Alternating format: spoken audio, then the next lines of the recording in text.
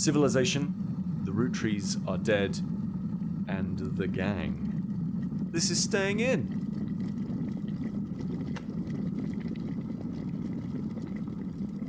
Do you eat Ritz crackers like crisps?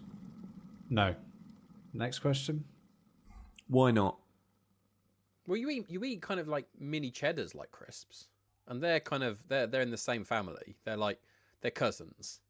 Yeah, they're crisp cousins. Yeah, I mean, I don't really eat Ritz crackers, so I can't say yes or no. So I'm trying to allow myself to support your whatever you're coming up with here, and kind of joining with the mini cheddars bandwagon, or perhaps a cheddar, a full size cheddar. When you say you don't really eat them, that seems to imply that you're kind of forced to eat the instances, and you just eat them out of politeness, Dan. Please, not again.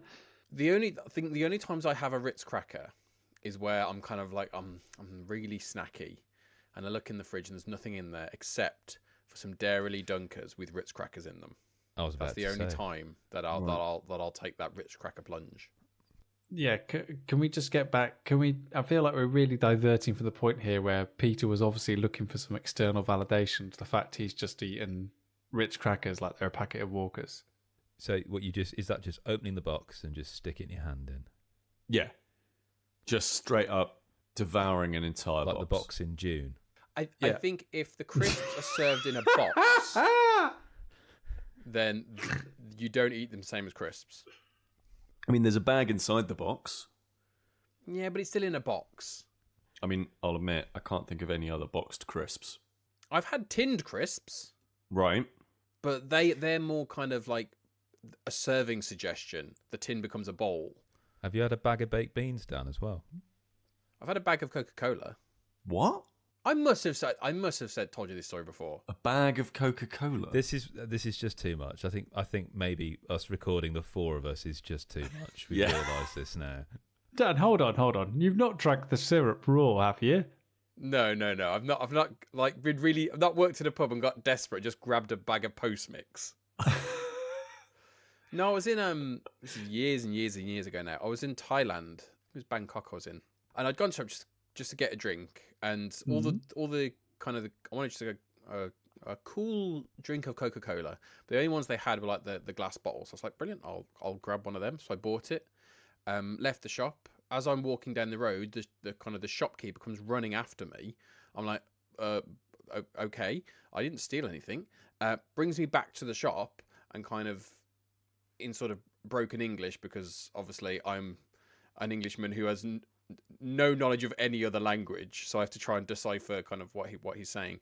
And basically, he takes the drink off me, takes out a small clear plastic bag, proceeds to pour the Coke into the plastic bag, puts a straw in it, and hands it back to me. No. I then have to walk down the street with a bag, a small plastic bag of Coca-Cola with a straw in it, feeling very strange. Apparently, it's not you're not allowed to have glass bottles out on the street. And so I would say, then why are you selling glass bottles, really? Because he opened it for me in the shop and everything. And I don't know kind of what happened in like the 10 seconds between me buying it and leaving the shop that he went, He was thinking, well, get your plastic bag out. Come on. Yeah. Yeah. Everyone's got one. Where's your Coke baggie? Come on. I like the idea that the people of Bangkok are just walking around with those things that are like, you know, what IV drips are on, these little trolleys, these little vertical trolleys on wheels. Well, I was thinking, I never saw anyone else with this. So either they don't drink Coca-Cola, or it was just a very elaborate, really rather pointless prank they played on me. I think you were on the Bangkok version of Jeremy Beadle's shows. Like, Let's see what we can get the Englishman to do. Yeah. If any listener was any doubt that we were men in our 30s, late 30s. Pete has really just signposted us there. Yeah. I don't think Jeremy Beadle has had so much of an outing in any other media as he has with this podcast. Hold on, can someone just do a cursory search for Jeremy Beadle? Just to make sure it's okay. Yeah. Well, I don't think he's longer with. No, he's no longer with us. All right, so we can just say what we want. Well, no, hold on. No, we're not. Statute of limitations. We can't say what we want. That's definitely not. You can't slander the dead. Come on, let's go. Anything you've ever wanted to say? about Jeremy Beadle, specifically about Jeremy Beadle? I think. Hold on. Let me just type in Jeremy Beadle controversy. Hold on. Nope. I think it's okay. Is he safe to be nostalgic about? Is basically what I'm asking. I think he's still safe to be nostalgic about. Turns out he's got an autobiography as well, which called Watch Out. That's not a great title, is it? No, I mean, I know great. what it's in reference to, but still. Yeah. yeah. American listeners, literally anybody not from Britain is now sitting here going, what are Ritz crackers? Who is Jeremy Beadle? And why do we need to watch out for him? Because he's about... But there are people in Thailand listening saying, are feeling very seen right now. Yeah, people in Thailand. Yeah, We've always spoken about trying to break into the Thai market.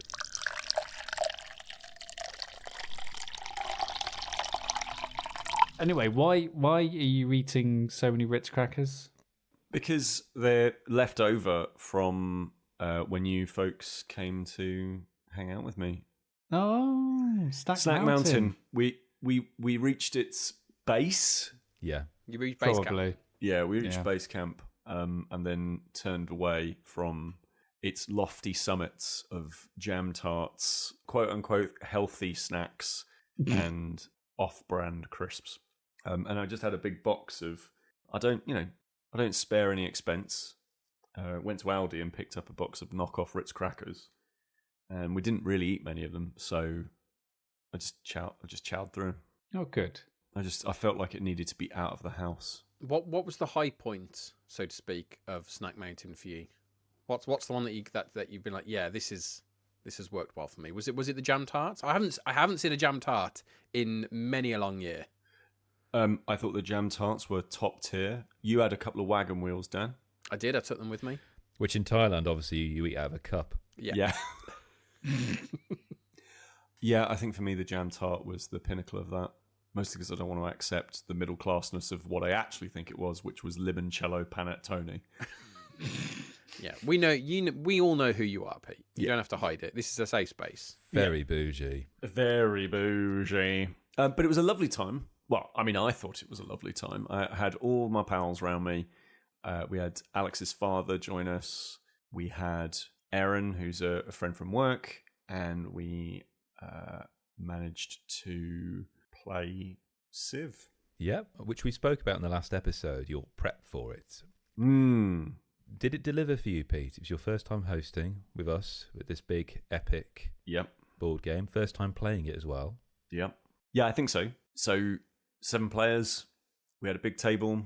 I think there was just enough space on that table. We had enough stuff prepped. Loads of room. Everybody had read the rules so that when people didn't quite get something, like, I certainly, there were moments where I was like, wait, what am I doing here?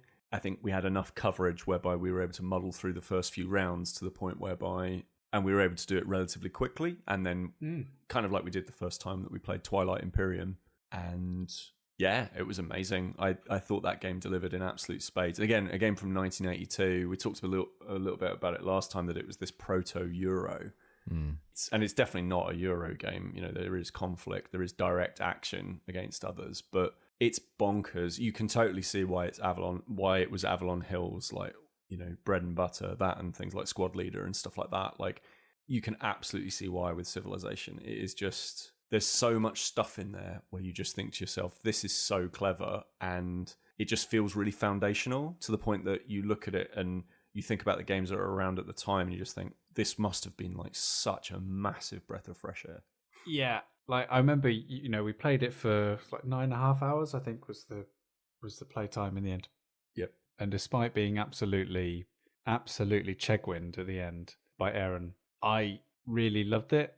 I mean, you asked me at the end, Pete, what I thought about it as 2-time host of Twilight Imperium, which is our only sort of other quote unquote long game experience, I guess, that we have as a reference to. And at the time, I didn't really know what to think about it, and I've had a bit of time and a long car ride home with Kris to Wasn't that long? bore him to death about it. No, not really talking about Civilization. I think for me, it was quite interesting in a way, because I'm currently making my way through the book Everybody Wins, which is the book that you got me, well, Santa got me for Christmas as Secret Santa. which is going through all of the Spiel des Jahres winners. And there's an interesting point in that book where the writer, James Wallace, talks about how it's very difficult going back to play old games because of how far the industry has come on and how much we have refined, iterated, defined mechanics and what they are. And for that reason, when you go back and play games from the early 90s down to the 80s and 70s, you tend to really just long for another game that does it better, or you think about, oh, this is a good idea, but if it was made now, this is how they would have changed it. And I think there was a little bit of that with Civilization, and I think that when we were playing it, there was definitely moments when we were all in agreement in terms of like, this feels a little bit clunky, and I would change certain things about like trading and change certain things in terms about like calamities and all this kind of stuff. However, the more that me and Kris were talking about it when we were going home, the more certain things like struck me as actually, even though we may have changed that or thought we may have wanted to change that in the future, you could totally understand like why certain things were done the way they were at the time. Yeah. And it's definitely one of those games that I think sort of demands a second play. Yeah. Because even after 9.5 hours, I think it was only really showing its hand in terms of what you actually need to do and how you need to play to really get the most out of it as an experience. Like, for example, the trading at the start felt really, really restrictive because there's this rule where you have to trade with at least 3 cards, and it kind of felt like, but I just want this one card. Why can't I just trade the one card to get the one card I need? And we were all like, if that was done nowadays, they would have just done what? Just trade the one card you want. Just get it over with. Come on, let's all be nice and happy, whatever. However, after thinking about it, it makes total sense to have it a minimum of 3 cards because this is trading on the world scale. Yeah. Like, you can't be going around just trading one thing for one thing. If you want to do trading, you've got to be serious. You've got to be trading, 3 things minimum before you're even considered legible on the global scene for ochre and hides. Like, get out of here if you just got 1 for 1. And it was kind of that level of understanding that the game was asking of you as a player that I think I was really sort of blown away from, really. I think I'd agree with that to an extent. I think what's really interesting is the fact that for a game we talked about when we were playing, like certain bits that we would change, and we all kind of revolved around the certain few areas that we're really kind of struggling with. But the way that when we were talking about it, the changes we would make, they were all really small changes. Like when we talked about trading, like you have these trade cards, and you can have a maximum of 6 in your hand at the end of each turn. And if you're trading, you have to trade 3 cards at a time, which for me, one of the struggles I had was certain mechanics revolve around you building up a selection of cards. So, for example, salt, the more of the salt cards you have, the bigger amount of points you get. But that goes up to like 9 cards. But if you've only got a hand of 6, then it becomes really, really difficult to just physically do that. And so that was the kind of the problem that I had with it. But I think the changes we would make would be like maybe changing 2 cards to trade, or having a hand of 8. Like, these are actually really small changes, and it speaks to the game itself that the only issues really we had were only small issues. And for a game that came out in 1982, that's really, really, really impressive. Yeah. I think it's probably worth just giving a short an overview as I can about Civilization. We talked a little bit about it last time, but like the overview is this. You are playing thousands of years of development of societies, things like Assyria, Babylon, Egypt, Africa, Thrace, a few others. And you're playing in essentially the cradle of civilization. And this is a game by Avalon Hill. So it's deeply thematic, deeply strategic. Avalon Hill at its absolute pinnacle of doing stuff. And you've probably, even if you've not heard of Avalon Hill, you're probably thinking that already, because you're thinking, well, yeah, why wouldn't you just let somebody trade 1 for 1? And as Sam points out, it feels like it's a thematic choice. It's not necessarily about being friendly in terms of gameplay. It's actually about, yes, but this is what it needs to feel like. And it doesn't matter if it makes things easier. The game's not, and indeed Avalon Hill is not interested necessarily in making things feel easier for you. I mean, again, go look at Advanced Squad Leader, go look at Charioteer and a bunch of these other games that they released at the time. You have this civilization, you have these cities which you build, but you can only build them once you've got enough units in the same location. To get those units into the same location, you have to move them into that location. Units create new units. So if you've got one unit and I mean by unit I mean a person in a space, in the next turn they will create another person. The idea is that your civilization is getting bigger. You have enough people in that space, you can create a city. If you're on a particularly habitable area, the number of units that you need to create a city is much lower. It's much higher if it's in a really difficult place. We touched upon trading already. Trading really is super important. It gives you the ability to purchase civilization cards, which allow you to get essentially tech trees. If you've played any of the video game Civilizations, which are theoretically not quite related, but maybe they are, maybe they're not. They sort of figured that out in the courts a few years ago. The civilization is kind of like a tech tree, and that allows you to not just have other game-changing abilities, such as one kind of card, it allows your ships to sail further distances, for example. But these are the things that also dictate whether or not you are going to win. Because what you need to do to win is to reach the end of this thing called the AST track, the Archaeological Succession track. And what that does is, it's a very mealy-mouthed way of saying, essentially, it's like tracking your progress as a civilization as it advances, and it requires more and more and more difficult things to be able to continue advancing along the track. So you'll get to a certain point, and at that point you need a certain number of cities on the board. You'll reach another point, and you need a certain number of technologies or certain kinds of technologies. And then at the very end, it's basically a first past the post win, and that is based on some very high amount of points that you need to do, which seems from the very beginning like it's going to be impossible. But as we got into 8-hour 9.5, I think we were seeing that actually it was possible, but we were probably about 2 or 3 hours away still from getting to that very, very final thing. So we ended up playing a much shorter a slightly shortened version of it, in which we used some slightly different rules that come from an Advanced Civilization, slightly different game, which bases like how many points you have, and we kind of figured out where we ended the game at a time, and we figured out the things that who had won from that. And it does have combat. It's very, very straightforward. Units go into an area, you remove units by one beats another one, but you remove both of those counters.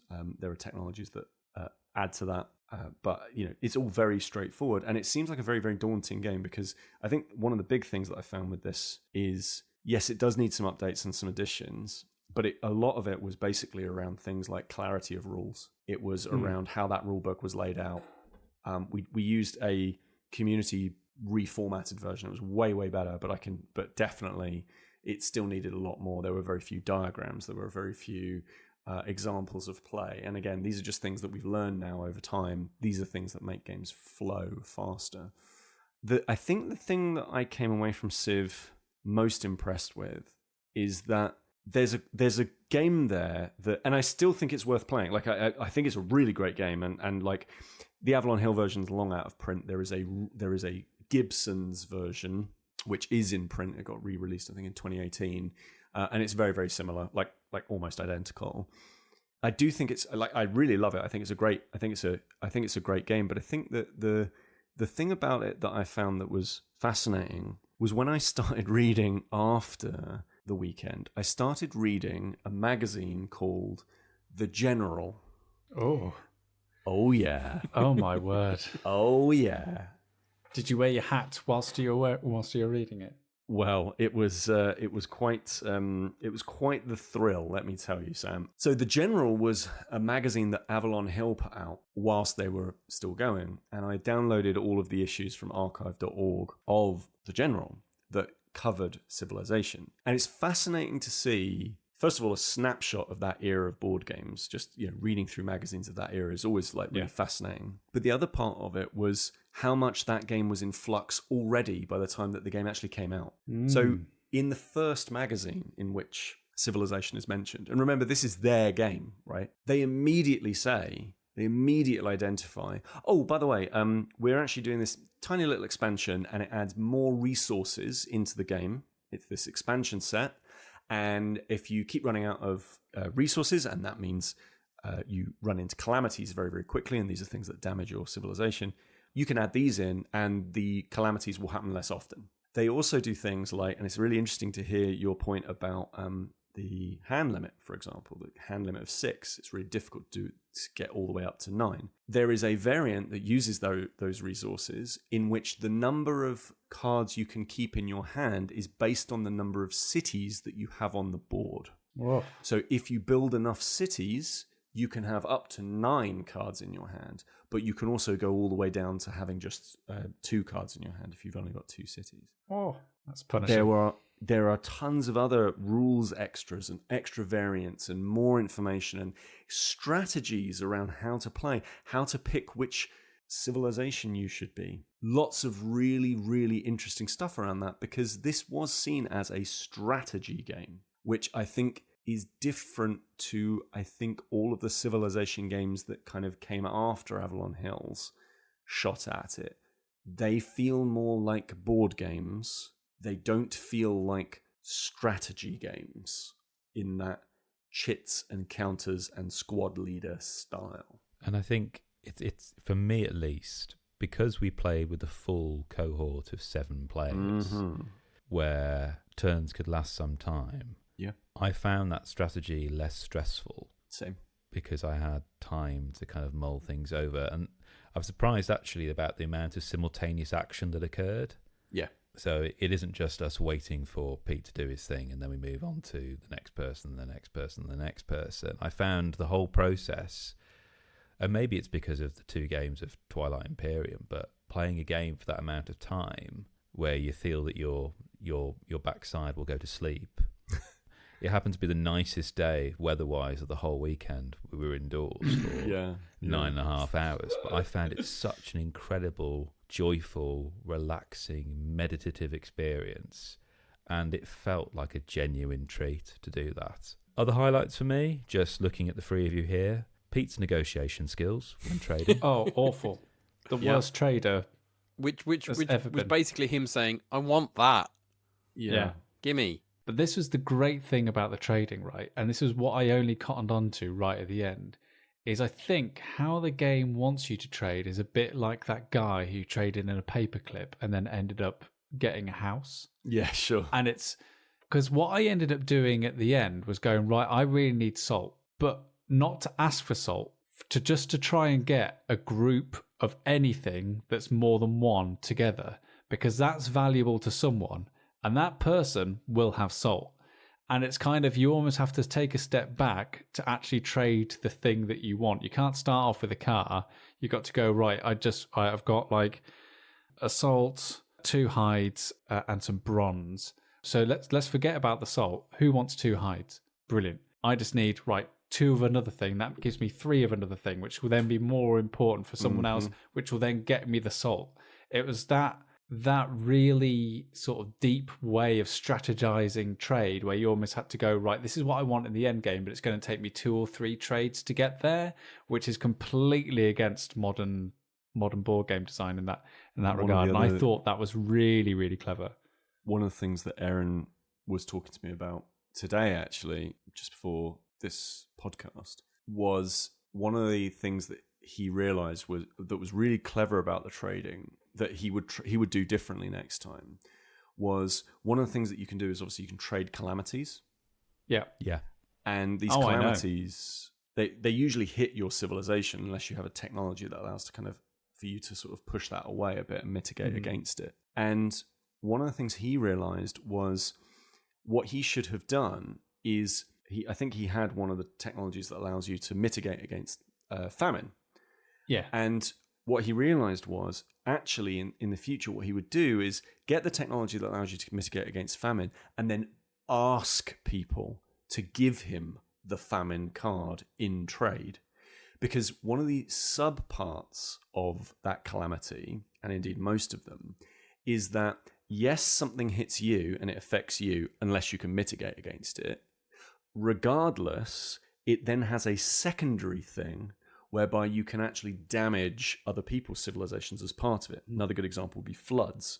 Everything gets flooded on a floodplain that you're on. It also floods and damages other people's things that are on their floodplains. And so he realized that if he was able to get grain and the technology pottery to be able to mitigate against famine, he would actually want someone to trade him famine, and he would know who had it because it has, or at least he could very much ask for it. He could find out who that has.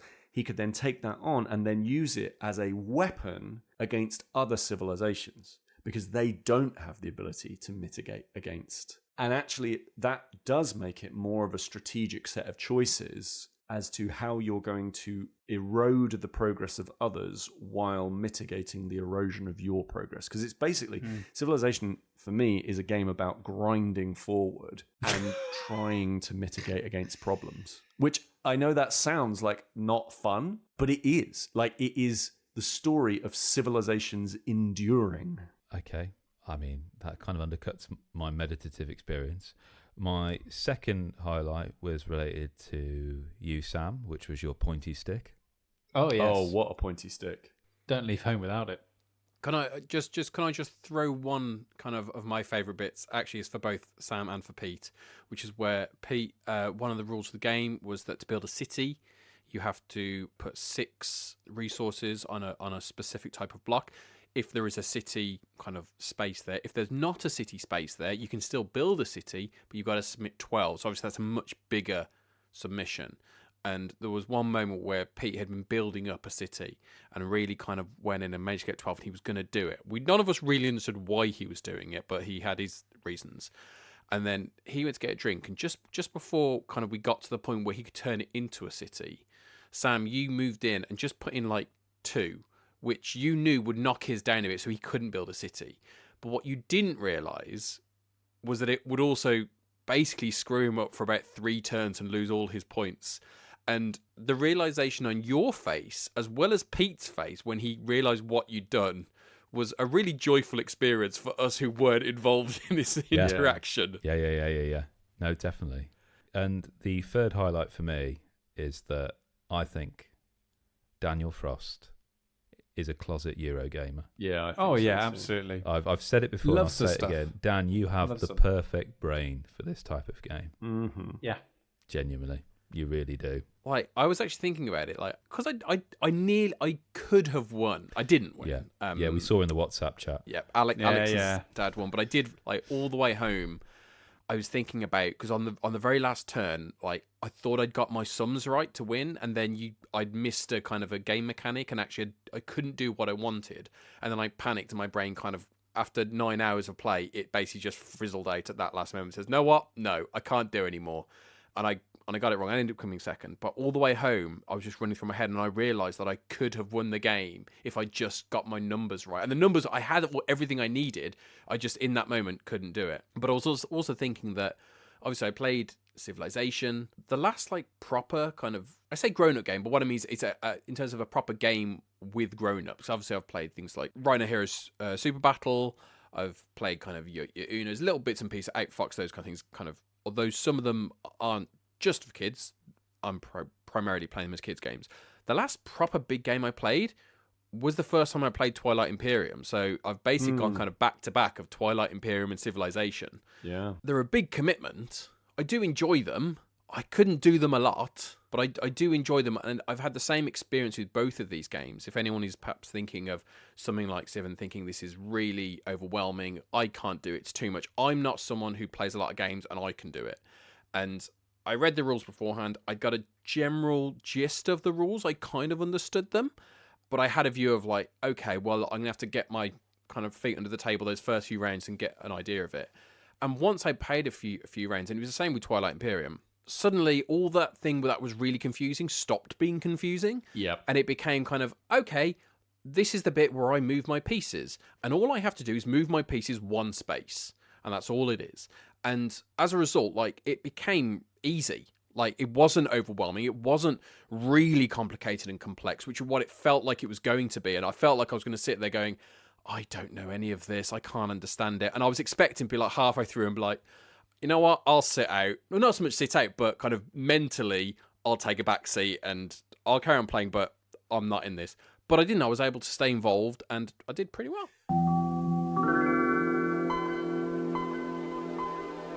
Last night, Kris, I loaded up itch.io. I was just sitting down and I thought, I know what I'll do. Kris has got this coming up on the podcast. I'll just give it 10 minutes just so I can pretend that I've played it for much longer and talk about it.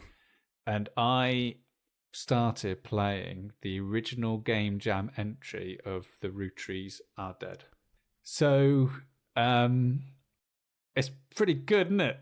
Because half an hour later, I was like, "Oh my god, okay, I'm gonna have to stop myself." And because like, it's a brilliant game, but it's definitely a Game Jam game. And even then, I was like, "Oh my word, this is absolutely fantastic." And I like scrolled down the comments, and it was mainly people saying, "Do not play this. Just go and buy it on Steam because it gets rid of all the AI voice generation and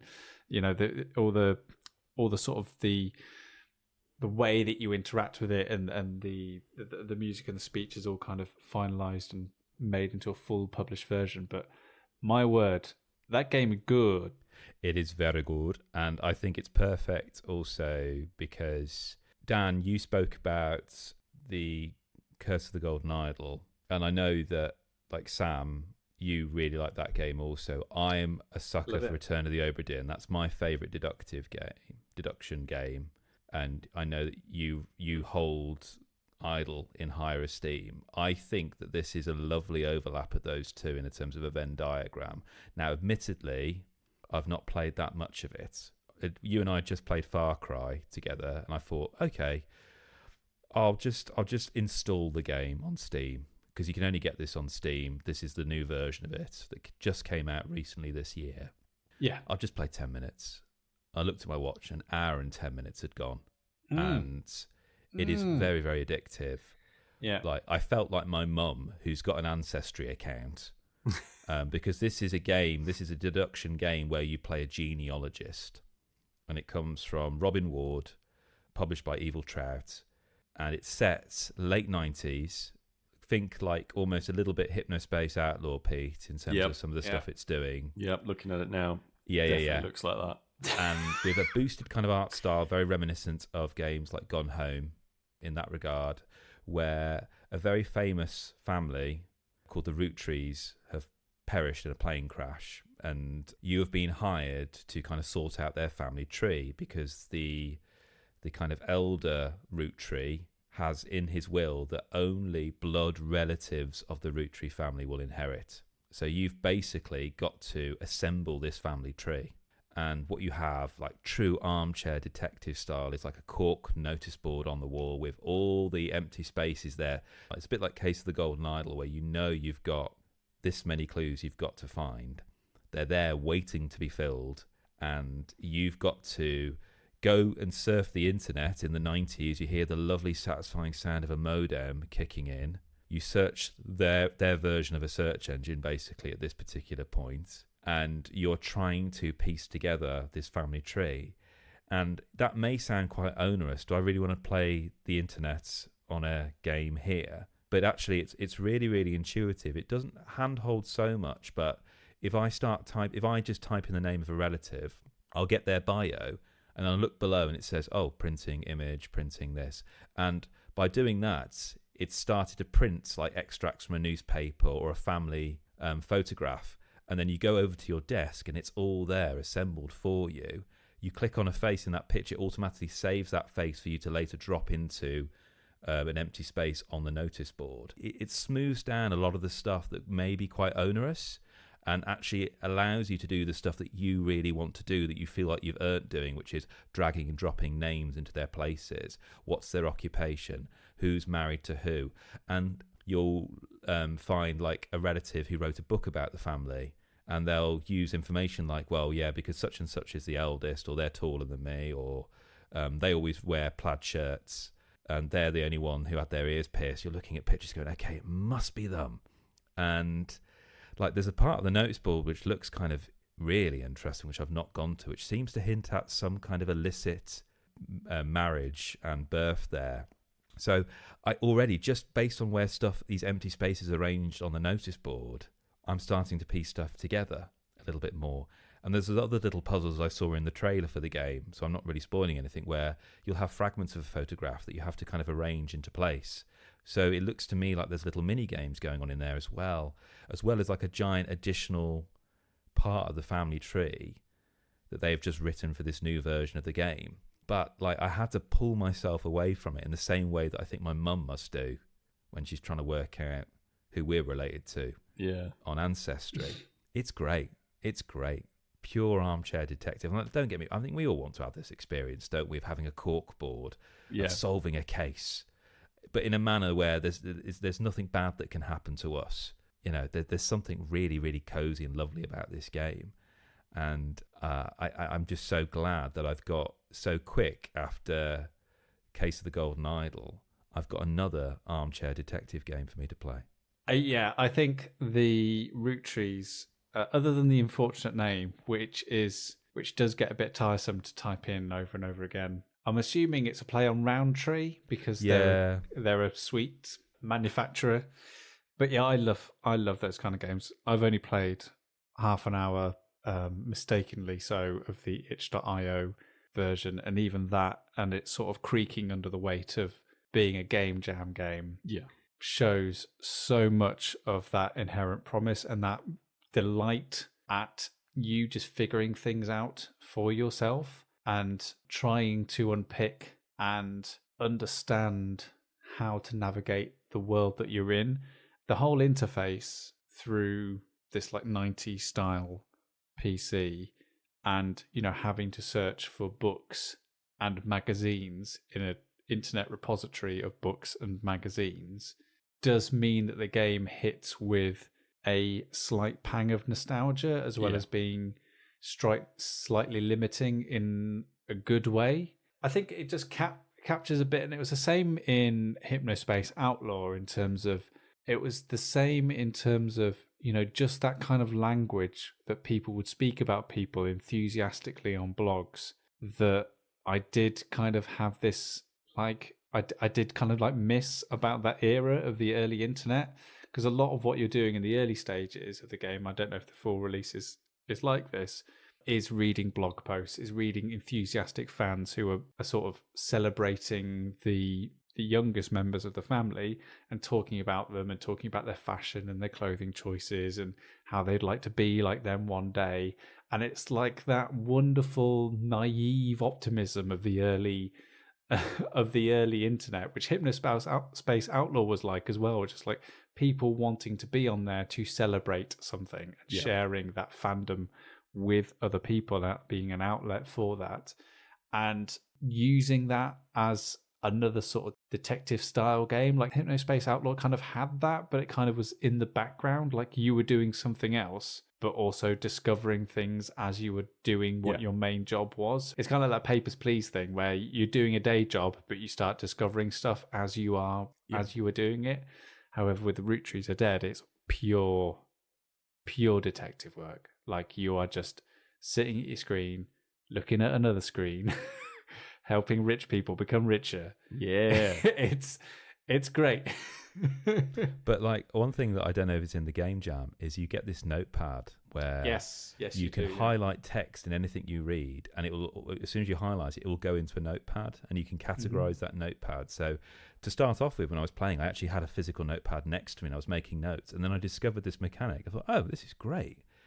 So I can get that sensation of taking notes, but I don't actually, I do love pen and paper stuff sometimes. I love sometimes finding and thinking, oh my gosh, what game was this referring to? Oh, Deathloop, right. But there's something something really really nice about the way they embed that notepad into it that makes you feel like you've earned this. And you're going back and go, oh no, I was completely wrong here. And like, it feels like that, yes, there's only one answer for each of these empty faces on this notepad, but how you get to that and when you discover certain clues is just, it feels so satisfying. It feels like you've earned it. The one thing I will say for Roottrees Are Dead are keyboard and mouse mandatory. Like, yeah. There is no way you're comfortably playing this game on a controller. Like, I will get it on Steam, but I will be playing it via my laptop. I'm hooking up a mouse and keyboard to my Steam Deck. I will not be. Do you think it could work as like a mobile device? Because obviously that's where the Golden Idol games have had this kind of been really popular. I found them on Netflix and stuff. Can you see the manner in which obviously it is a different kind of input? I think the real estate would be too small. I don't know. I think unless you were playing it on a reasonably sized like tablet, I think you would very quickly get frustrated with how little space you've kind of got to organize your thoughts.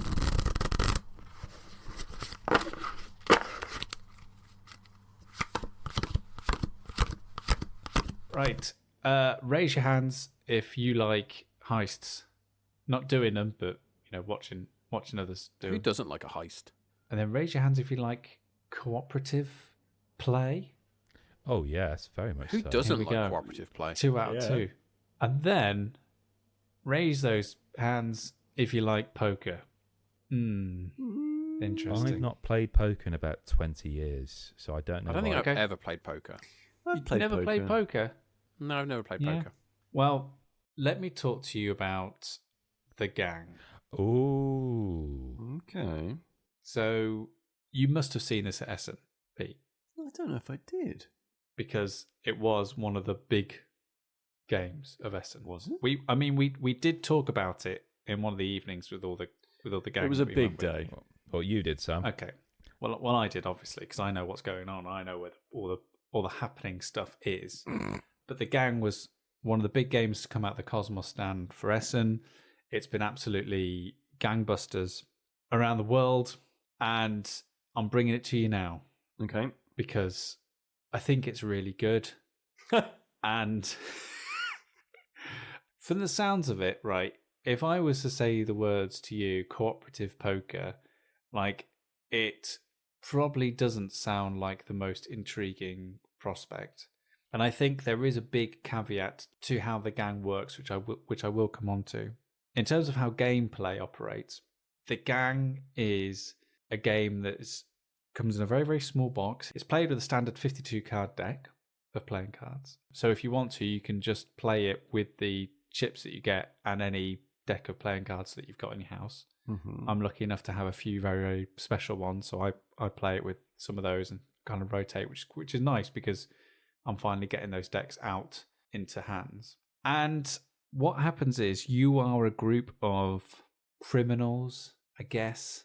Would Danny Ocean class himself as a criminal? He's kind of like, I just want to do the right thing, wouldn't he? Yeah, it was very sort of morally grey, wasn't he? But anyway, you are people looking to gain access to a vault and steal the money. And how you do that is by playing poker. So it's got this lovely sort of Ocean's 11-esque heist, proto-heist, I guess you'd say, feeling to it, where you can kind of imagine yourselves in a casino cooperatively doing something in order to gain access to the vault. So it feels just thematic enough, even though essentially like that theme is paper thin, but it's just the right theme that you would apply to a game like this. How the game works is a little bit like The Mind in actuality, where as a group of individuals, you're all trying to synesthise the perfect go on poker, but in silence. So what you do is you play traditional Texas Hold'em poker. So everyone gets dealt 2 cards, then 3 cards get placed down, then the river card gets placed down, and the flop card gets placed down. It's been a while since I played poker as well. But then essentially you end up with 5 cards on the table, 2 cards in your hand, and you've got to make the best hand of 5 cards from a mixture of what's on the table and what's in your hand. What the gang does that's a sort of spin on this is that in order for you to break into the vault, you've got to successfully 3 times turn over each of the cards or reveal the hands of cards from each player in the right order from worst to best, but without saying a word to each other at any point. The only way that you can communicate is by chips. And I don't mean the fried kind. I mean the Vegas kind. I'm out, Sam. It's a different kind of Ritz as well. Yeah. So the chips themselves have different numbers of stars on them. The more stars they have on them, the better you think your hand is than everyone else's around the table, or the higher up the sort of poker hierarchy you believe your hand is around the table. So what happens is you get dealt your 2 cards, and then at that point you kind of have to predict or think about how powerful your hand is. So if you get dealt 2 aces, you might go straight for the chip that's got the highest number of stars on it. Right, I'm gonna win this. If you start off with a 7 and a 2, you go, well, I've not really got much chance of winning this, so I'll just pick up the chip with the lowest number of stars on it. So all the players around the table can see what numbers of chips that you are picking up. And then 3 cards get turned over, and you do the same again. But hold on, that person who just picked up 5 stars has now just picked up the 1-star chip. And that person who picked up the 1-star chip has now picked up the 5-star chip. So something has happened from these 3 cards that means they've gone from thinking they've got the lowest valued hand to the highest one. And you do that until all 5 cards are in front of you. And then you've got to make a decision in terms of, right, when you take the last chips from the center, that is the definitive, that is the order. And all you've got to go off in order to know where you come from in that ranking is what has gone before. The story, the narrative, the tale that has been told through people changing what kind of chips that they pick up in terms of the stars. And that is the game. So can you if you just kind of walk me through this then? So just because I'm trying to just imagine it without a knowledge of poker. Yeah. I'm just kind of looking at some images here of the kind of the artwork and stuff that's on there. So if everyone's dealt cards as they usually would be with poker, have you got the chips in the middle that you're reaching in, or has everyone got their own chips?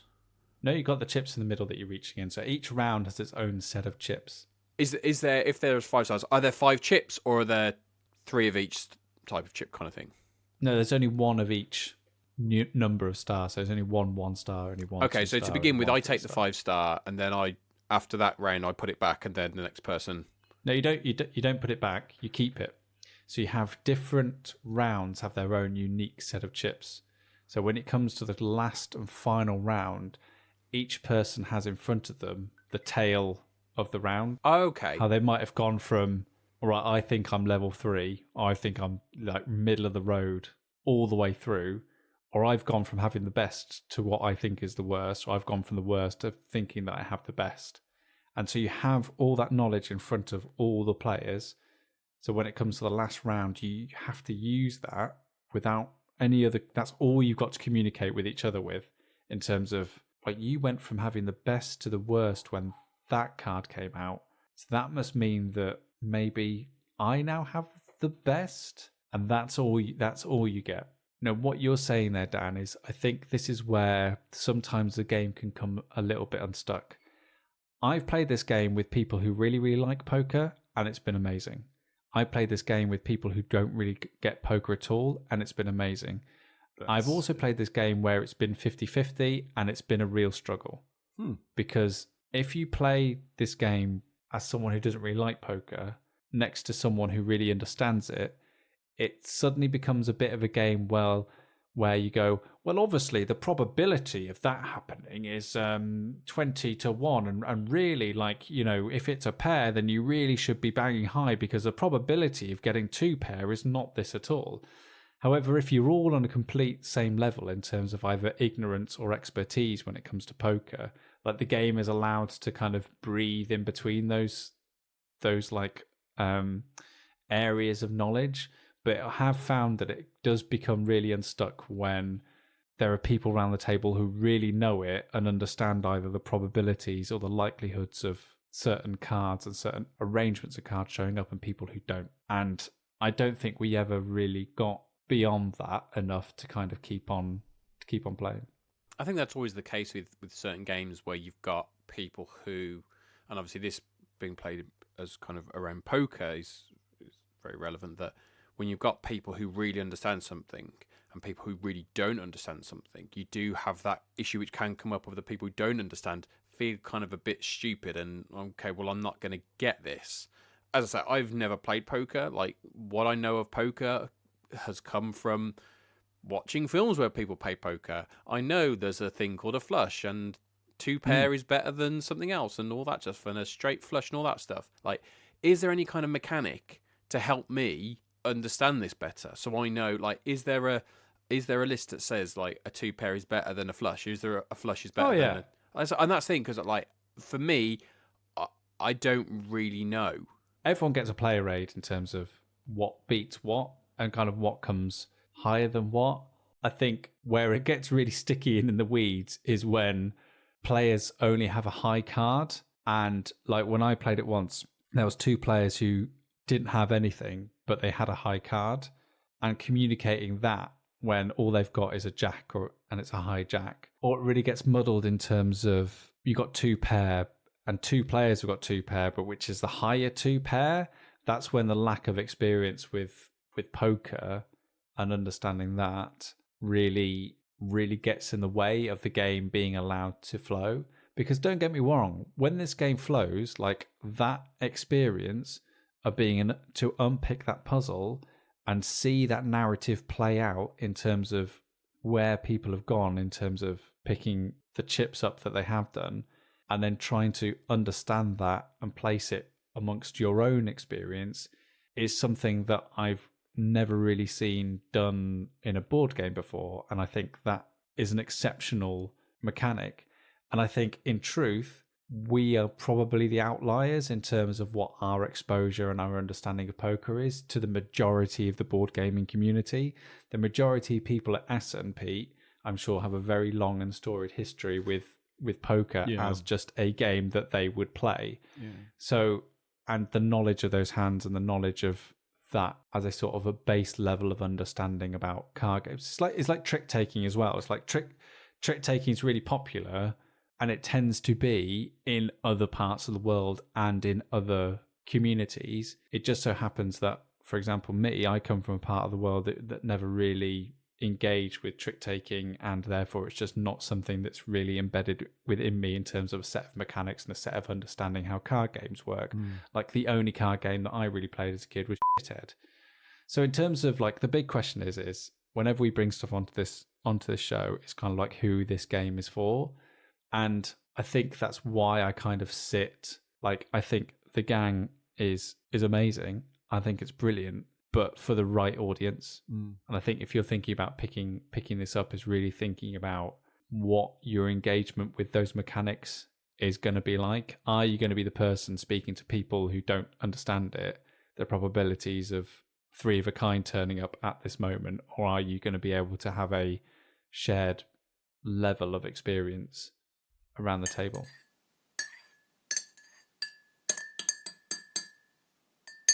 sleuthingpod@gmail.com is where you can get in touch with us if you are, for example, going to AirCon, because we're going to AirCon and we'd love to slap hands with you if you're around, or if you've discovered something that you really, really like and you want to tell us about it. You know, we've had plenty of things come through the podcast that way as well, which has been really, really lovely. Yeah. Or if you do eat Ritz crackers like crisps, you should tell us, because I need some kind of vindication. The strong topics of the day. Yeah. I mean, the question really should be, should you eat Ritz crackers not like crisps? Not do you? Look, Sam. We shouldn't judge. Shouldn't judge. I'm not in this to judge. Don't yuck my yum yum yum. So I'm not going to yuck your yummy yum yum in your tummy tum.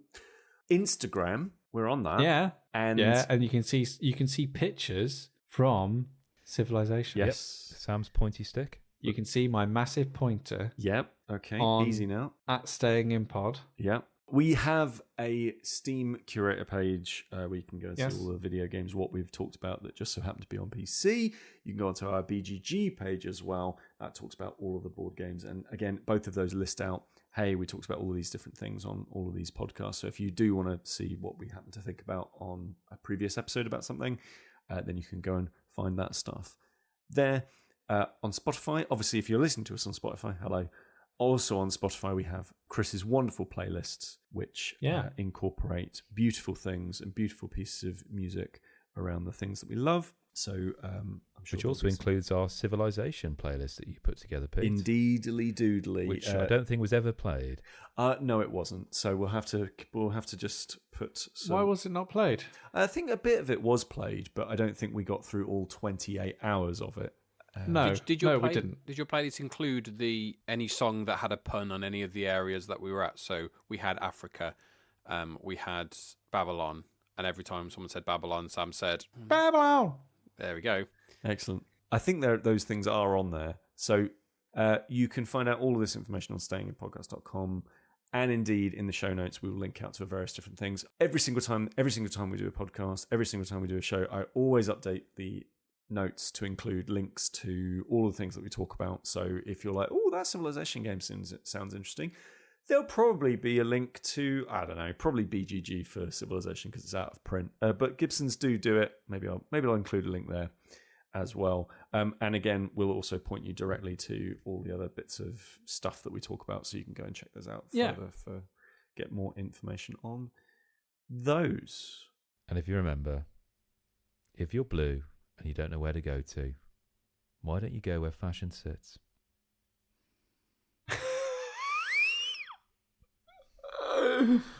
Oh dear. I don't. Pete doesn't get it. Well, it's done. Pants optional, as always.